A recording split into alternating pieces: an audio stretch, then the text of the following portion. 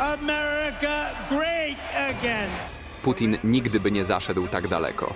Pomyślałem, że ta kobieta jest całkowicie szalona. Donald Trump w przedwczorajszym wystąpieniu w Minnesocie podczas trwającej kampanii wyborczej kompletnie nie przebierał w słowach. Oberwało się nie tylko Kamali Harris, Joe Bidenowi, Obamie czy orędownikom polityki związanej z zieloną energią, bo na dokładkę Trump przedstawił jasno swoje stanowisko względem obecnie rządzących ich polityką otwartości na napływ nielegalnych migrantów. Posłuchajcie zresztą sami, bo naprawdę warto i było naprawdę ostro. Zapraszam.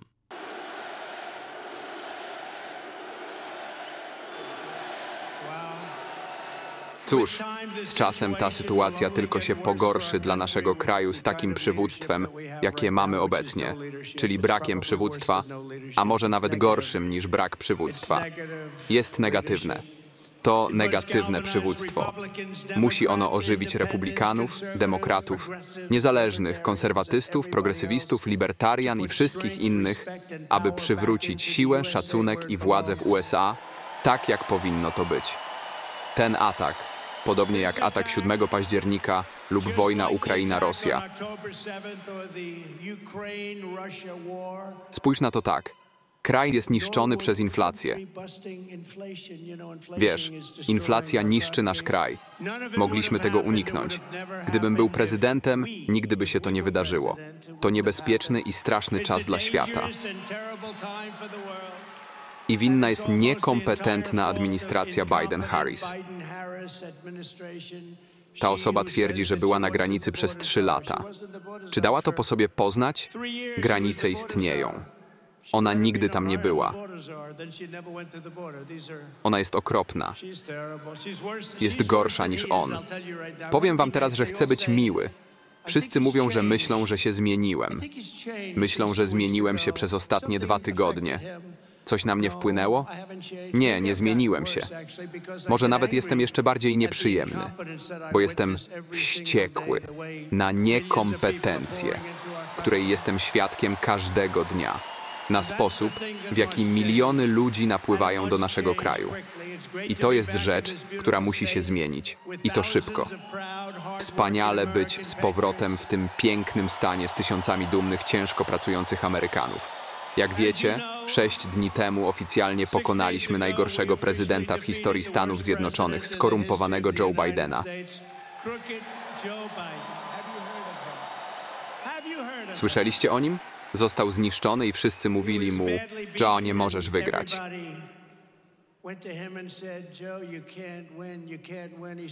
Powiedział: nie, pozwól mi z nim debatować.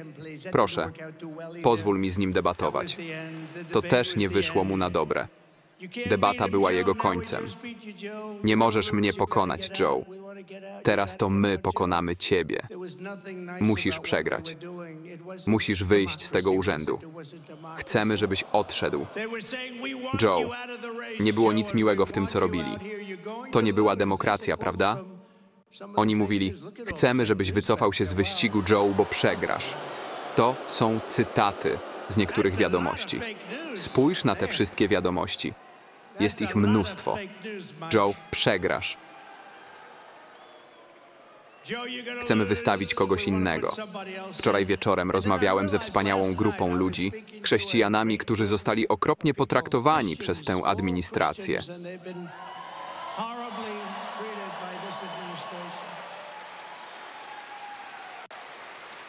Dzisiaj rozmawiałem o kryptowalucie Bitcoin, więc przeszedłem od chrześcijan do Bitcoina, a teraz jestem z wami w Minnesocie.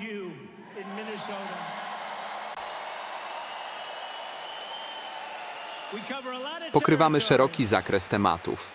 Od chrześcijan, przez Bitcoin, aż po Minnesotę.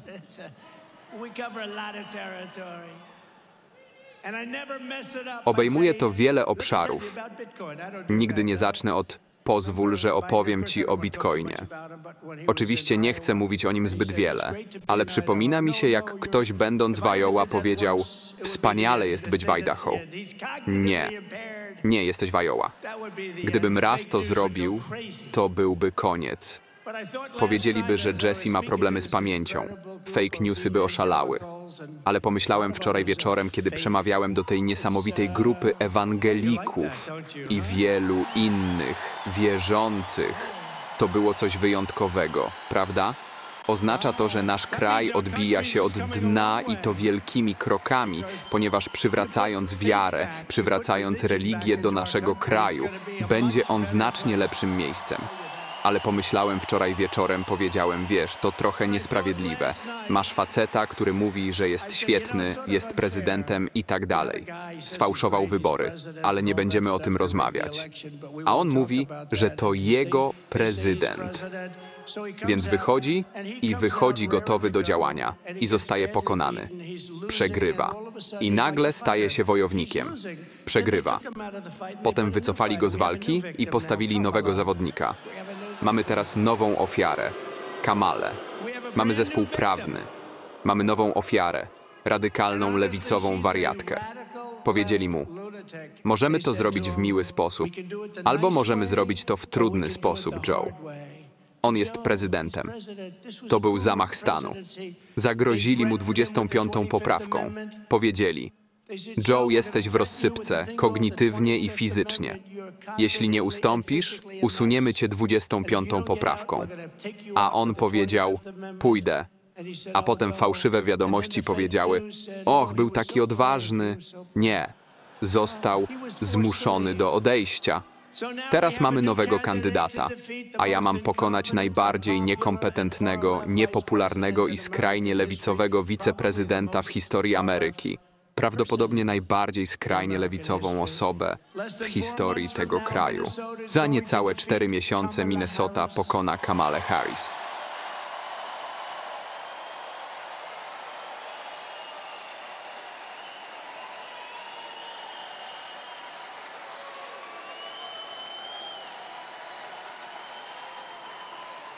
Niedawno mocno walczyła o wiele złych rzeczy, ale ja kocham policję i nie zamierzamy jej defundować. Zamierzamy ich finansować i wspierać.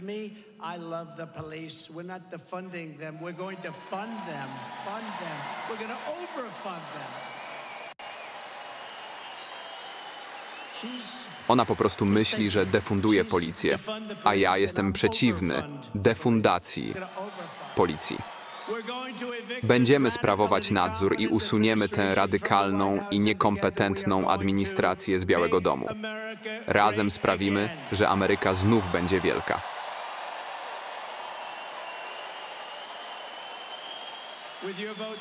Dzięki waszym głosom te wybory zatrzymają inflację. Nielegalni cudzoziemcy zostaną zawróceni. Kartele będą w odwrocie. Przestępczość spadnie, ceny energii gwałtownie spadną, dochody wzrosną, a świat pogrążony w chaosie szybko przekształci się w planetę pokoju. I co bardzo ważne, hasła, których nie słyszy się pod administracją Trumpa, amerykański sen powróci większy, lepszy i silniejszy niż kiedykolwiek wcześniej. Amerykański sen powróci w wielkim stylu.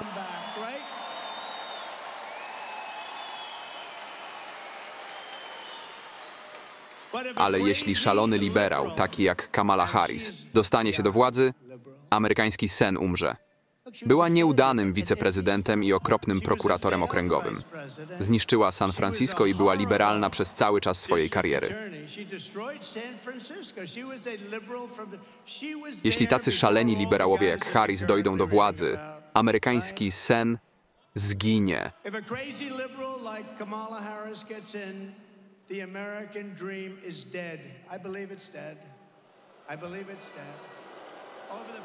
Wyborcy teraz ignorują wszystko, co ona mówi. Jeszcze 3 miesiące temu była tak źle oceniana, że krytykowano ją na każdym kroku. A teraz, kiedy jest na stanowisku, próbują z niej zrobić nową Margaret Thatcher. Ale to się nie stanie. Margaret Thatcher nie przetrwałaby w ten sposób, prawda? Gdyby tak było, nie byłaby Margaret Thatcher. To bardzo proste. Harris pozwoliła prawie 20 milionom nielegalnych imigrantów wtargnąć do naszego kraju. Jeśli dostanie kolejne 4 lata, Ta liczba wzrośnie do 40–50 milionów. Ci ludzie będą korzystać z Medicare i Social Security za nasze pieniądze. Zniszczą je. Rząd nie będzie mógł nic na to poradzić. Kamala Harris zabije Social Security i Medicare, tak jak oddała głos, który doprowadził do najgorszej inflacji od pół wieku. Myślę, że to najgorsza inflacja, jaką kiedykolwiek mieliśmy. Oni nie używają prawdziwych danych, które są naprawdę złe, ale te, które podają, są wystarczająco złe. Oszukują was. Prawdziwe dane pokazują, że jest tak źle, jak można sobie wyobrazić. Pamiętam, jak dziesiątkowało to pracujące rodziny. A jeśli wygra, inflacja tylko się pogorszy. Już teraz energia i benzyna idą w górę. Widzisz, co się dzieje. Coraz więcej za galon. Obniżyliśmy ją do $87, a przez pewien czas była nawet niższa. Prezydentura Kamali Harris oznaczałaby kolejne 4 lata ekstremizmu, słabości, chaosu i prawdopodobnie trzecią wojnę światową. Naprawdę w to wierzę. To, co stało się dzisiaj, jest szokujące i przyszło znikąd. Zwycięstwo Trumpa przywróciłoby przywództwo, kompetencje, zdrowy rozsądek i siłę w gabinecie owalnym. To właśnie mieliśmy wcześniej. Pamiętasz, jak Hillary Clinton mówiła, że wciągnie nas w wojnę? Powiedziałem wtedy, że moja retoryka uchroni nas przed wojnami. I nie mieliśmy żadnych wojen. Nie wzięli tego pod uwagę. Putin nigdy by nie zaszedł tak daleko. Iran był w trudnej sytuacji finansowej. Powiedziałem Chinom, że jeśli kupią choćby 1 baryłkę ropy z Iranu, nie będą mogły prowadzić interesów w Stanach Zjednoczonych. I rzeczywiście nie kupili. Uważam, że to ważne, aby o tym mówić w listopadzie. Amerykanie odrzucą radykalny liberalizm Kamali Harris, co doprowadzi do ogromnej porażki. Będzie to tak duża porażka, że nie będzie możliwe jej sfałszowanie. Ta kobieta byłaby katastrofą jako prezydent i nie powinna nawet startować. Wiesz co? Mają wielu lepszych kandydatów, ale nigdy nie dostali szansy. Mają wielu lepszych kandydatów. Znam ich wszystkich i niektórzy z nich są naprawdę znakomici. Kamala Harris, jako marksistowska prokuratorka okręgowa, zniszczyła San Francisco i mogłaby zniszczyć nasz kraj. Jej prezydentura byłaby najgorsza, jaką kiedykolwiek mieliśmy. Gorsza nawet od prezydentury Joe Bidena. Jeśli zostanę wybrany, natychmiast zlecam lokalnym służbom stworzenie szerokiego programu poszukiwań, aby znaleźć przestępców, którzy krzywdzą nasze dzieci.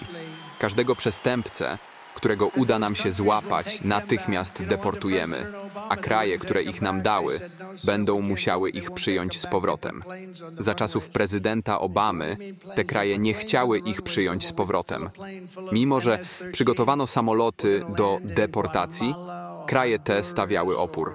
Teraz, kiedy będziemy mieli możliwość wysyłania przestępców samolotami, takimi jak MS-13, na pewno dotrą oni do Gwatemali, Hondurasu, Salwadoru lub innych krajów, które ich przyjmą. Aktualnie nie możemy wylądować takim samolotem, ponieważ inne samoloty stoją na pasie startowym. Problem ten trwa od lat. Powiedziałem więc, że chcę, aby wszyscy się stąd wynieśli, ale odpowiedzieli, że nie mogą, ponieważ drogi są zablokowane. Zapytałem, ile im płacimy, ponieważ płacimy wszystkim, co wydaje się absurdalne. 3 krajom płaciliśmy około $750 milionów rocznie na rozwój gospodarczy, ale nie widziałem zbyt wielu efektów tego rozwoju. Dlatego powiedziałem, że zalegają z płatnościami i że nie będziemy im więcej płacić. Tak też się stało. Otrzymałem 3 telefony od prezydentów tych 3 krajów następnego dnia. Zapytali mnie, czy jest jakiś problem. Musiałem im wyjaśnić, że przez lata mówili Obamie i Bidenowi, że nie przyjmą z powrotem swoich ludzi, a my płaciliśmy im pieniądze, jakbyśmy byli głupi. Powiedziałem im, że zalegają, czekają z płatnościami i ogłosiłem, że nie będziemy im więcej płacić. Kiedy dowiedzieli się, że nie dostaną już żadnych pieniędzy, zaczęli dzwonić. Otrzymałem 3 telefony prawie w tym samym czasie, pytając, na czym polega problem. Powiedziałem im, że problem polega na tym, że nie tylko nie przyjmują naszych ludzi, ale wręcz wysyłają ich do nas w karawanach. Wysyłają więźniów, pacjentów psychiatrycznych i innych przestępców. Dlatego postanowiłem, że nie przekażemy im więcej pieniędzy. Odpowiedzieli, że byliby zachwyceni, gdyby mogli przyjąć ich z powrotem. Od tego momentu zaczęli przyjmować wszystkich z powrotem. Wyciągnęliśmy tysiące przestępców i odesłaliśmy ich do ich krajów. Powiedzieli, że z przyjemnością przyjmą te osoby z powrotem, ale mamy znacznie większy problem niż on. Problem ten został spowodowany przez Kamalę Harris i Joe Bidena. Harris wydaje się być bardziej zainteresowana obroną przestępców i nielegalnych cudzoziemców, podczas gdy ja chcę być prezydentem dla przestrzegających prawa Amerykanów, niezależnie od rasy, religii czy koloru skóry. Harris jest tak ekstremalna, że uznaje terminy takie jak nielegalny cudzoziemiec czy radykalny islamski terroryzm za niedopuszczalne. Jeśli zostanie wybrana, nasz kraj może zostać zalany uchodźcami z terrorystycznych epicentrów, takich jak Strefa Gazy. Zastanawiam się, jak kongresmeni mogli wybrać Ilhan Omar, która wydaje się wspierać takie stanowisko. Poszła na moje przemówienie, gdy kandydowałem. Szczerze mówiąc, nigdy wcześniej nie miałem do czynienia z czymś takim. Kobieta, która była na widowni, zaczęła krzyczeć. Zapytałem, kto to jest. I okazało się, że to ta sama osoba, którą widuję codziennie w wiadomościach. Jest naprawdę szalona. Mimo że była kontrowersyjna, została ponownie wybrana z niewielką przewagą. Jak można mieć takich ludzi w kongresie? Wygłaszałem swoje przemówienie. Mieliśmy wielu ludzi, a ona wstała i zaczęła krzyczeć. Pomyślałem, że ta kobieta jest całkowicie szalona. I wiesz co? Stała się ważnym głosem w kongresie. Możesz w to uwierzyć? Ta kobieta jest szalona i szkodzi naszemu stanowi oraz naszemu kraju. Nie powinniśmy wybierać takich ludzi. Ich celem jest przekształcenie Środkowego Zachodu w coś, co przypomina Bliski Wschód. To ich plan. Zamienić Środkowy Zachód w Bliski Wschód. Myślę, że to się nie uda. Nie potrzebujemy dżihadu w Stanach Zjednoczonych i nie pozwolimy na to. Zamierzamy działać. Będziemy silni, odważni i mądrzy. Będziemy słuchać liderów takich jak Tom Emmer, Pitt i inni. Na tej sali są wspaniali ludzie. Naprawdę macie wspaniałych ludzi. I nie potrzebujemy więcej osób, które chcą zniszczyć naszą flagę. Oglądałem wczoraj i przedwczoraj, jak palono amerykańską flagę i powiedziałem sobie, że musimy coś z tym zrobić. Wiedzą, że to jest niekonstytucyjne. Cóż, niech to nie będzie niezgodne z konstytucją. Palisz naszą amerykańską flagę? Powinieneś natychmiast otrzymać obowiązkowy rok więzienia. Zaczniemy od pierwszego dnia. Skończymy z inflacją i sprawimy, że Ameryka znów będzie przystępna cenowo. Teraz nie jest przystępna.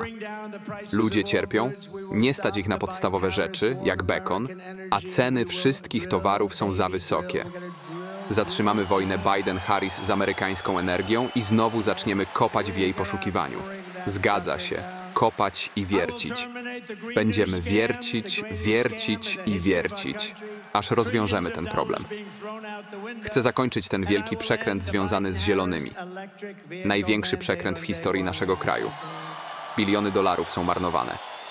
Zlikwiduję mandat Bidena-Harrisa dotyczący pojazdów elektrycznych już pierwszego dnia. Chociaż osobiście popieram samochody elektryczne i cenię Ilona Muska, który jest świetnym gościem, uważam, że całkowite przejście na elektryczność nie jest praktyczne. Elon rozumie, że samochody elektryczne są świetne, ale nie są idealnym rozwiązaniem na 100%. W szczególności długie dystanse są problematyczne, a produkcja w Chinach stanowi wyzwanie. W Środkowym Zachodzie zbudowano stacje ładowania, myśląc, że będą one działały jak stacje benzynowe. Ale to nie jest takie proste. Wydano $9 miliardów na budowę 8 stacji ładowania, a teraz planowane jest stworzenie kolejnych 24 000 stacji, co kosztowałoby około $10 bilionów. Jeśli kontynuowanie tego projektu wydaje się szalone, wprowadzimy znaczące obniżki podatków dla pracowników. Obejmuje to zniesienie podatku od napiwków oraz obniżenie podatków od technologii. Zrobimy to natychmiast, aby chronić pracowników z Minnesoty. Dodatkowo cofnę Chinom status najbardziej uprzywilejowanego kraju w handlu.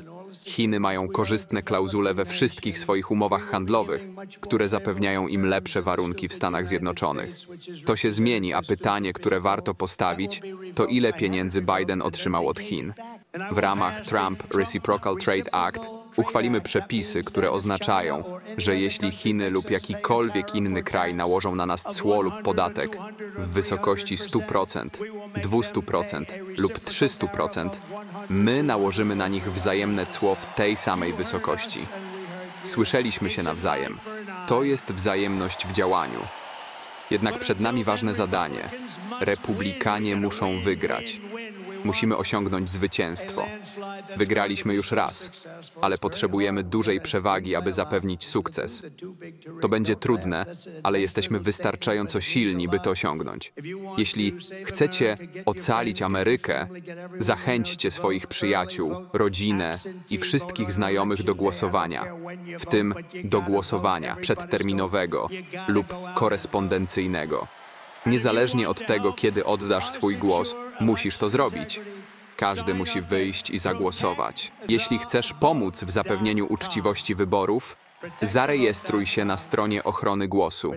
Musimy chronić nasze głosy, tym bardziej, że obecnie jesteśmy narodem w kryzysie. To przygnębiające, że musimy przyznać, iż jesteśmy na skraju upadku. Straciliśmy szacunek na świecie. Ludzie się z nas śmieją. Brakuje nam pewności siebie, siły woli i kierunku.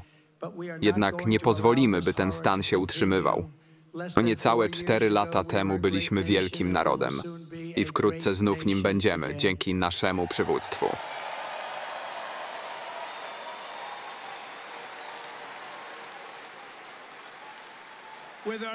Każdą katastrofę wywołaną przez Joe Bidena i Kamalę Harris można naprawić. I to bardzo szybko. Będziesz zaskoczony, jak szybko uda nam się to poprawić. Nasz kraj wkrótce zostanie naprawiony. Każdy problem można rozwiązać, a każde zło naprawić. W przyszłym roku nasze granice będą silne, szczelne i bezpieczne. Inflacja zacznie maleć. Nasza gospodarka znów będzie się rozwijać, a optymizm wzrośnie. Amerykański sen znów będzie kwitnął. Obywatele każdej rasy, religii, koloru skóry i wyznania będą mogli cieszyć się prawem i sprawiedliwością w całym kraju. Znów będziecie bezpieczni i wolni. Wolność zostanie przywrócona, a jej płomień będzie świecił jasno. Joe Biden i Kamala Harris, najgorsza administracja w historii naszego kraju, będą jedynie wspomnieniem przeszłości. Nasza wspaniała, choć często milcząca większość, w tym niegdyś zapomniani obywatele, będzie kształtować świetlaną przyszłość Ameryki. Kiedy zostanę 47. prezydentem Stanów Zjednoczonych,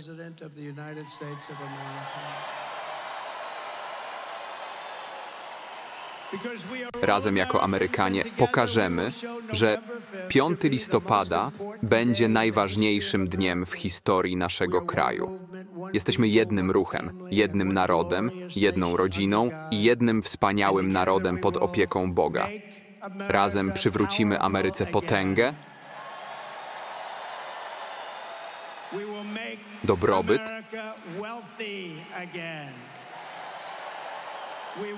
siłę